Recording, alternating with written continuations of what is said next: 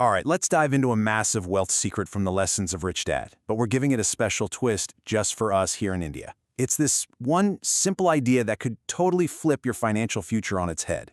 And you know what? It all comes down to a single, really important question. So, let me just ask you, straight up, is the home you live in an asset? Seriously, take a second and think about that. This question goes right to the core of how we've been taught to think about money. And trust me, the answer is probably not what you're expecting. And let me tell you, the answer you'll get from one of the most famous finance books in the world, it's almost definitely not what you think. Getting this right isn't just some fun fact. It is literally the foundation for building real, lasting wealth.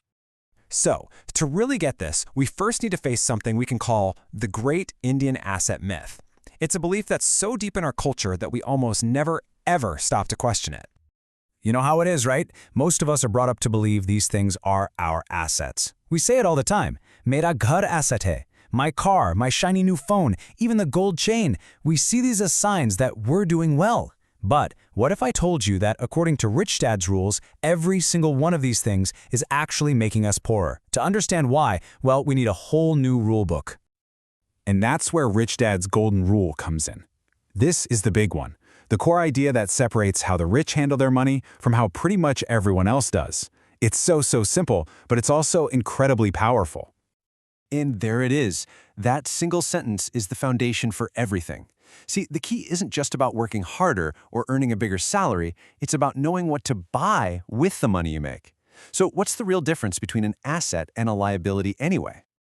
Okay, it's actually this simple. Forget all the complicated financial terms you've ever heard. An asset is something that puts money in your pocket. A liability is something that takes money out of your pocket.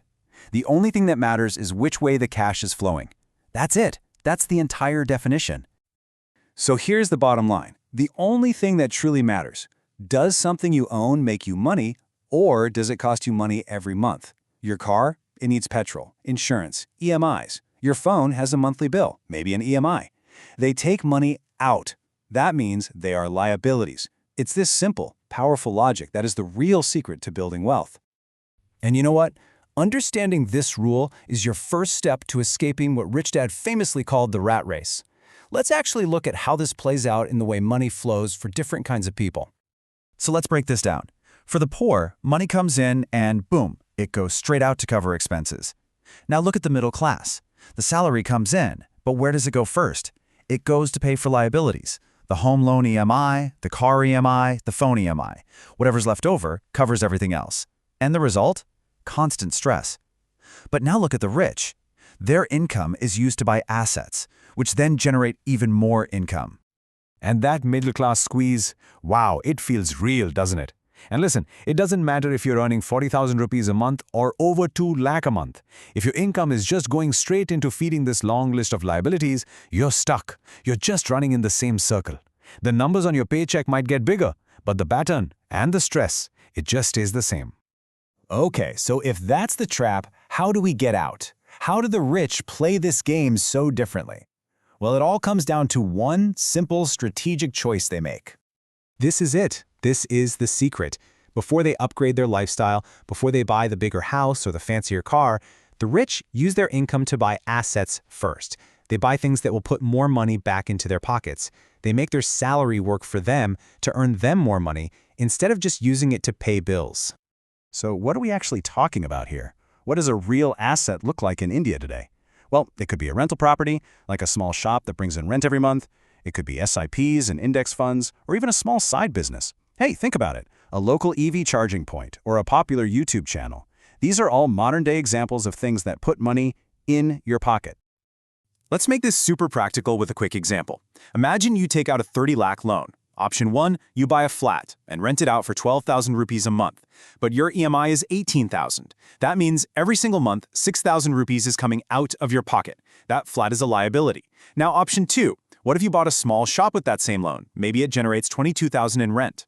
After you pay the same 18,000 EMI, you have 4,000 rupees of positive cash flow. Money is coming in your pocket. That shop is a true asset. So as we start to wrap this up, I want you to think of this knowledge as your own personal financial X-ray. It's like a tool that lets you see right through the surface and diagnose the real health of your money situation. This quote just hits so hard. The source talks about doctors earning 5 lakhs a month, engineers earning 1 lakh a month, and they're still broke. How? Because a high income that just flows into a bucket full of liabilities will always leave you empty. It's not about the size of your salary, it's about what you do with it. And you know what this all really points to is the one big missing ingredient: financial literacy. It's about more than just a simple definition. It's about really understanding the language of money, how cash flows, how investments can grow with compounding, and how inflation is quietly eating away your savings. This knowledge is your real protection. It's not just a nice to have. It's the only real insurance you have against a job loss or a medical emergency. It's the only path to genuine financial security. So I'm going to leave you with one final and maybe challenging question. I want you to take a hard, honest look at your own finances. Forget what you thought were assets. Based on that one simple rule, does it put money in your pocket or take it out? What is truly in your asset column today?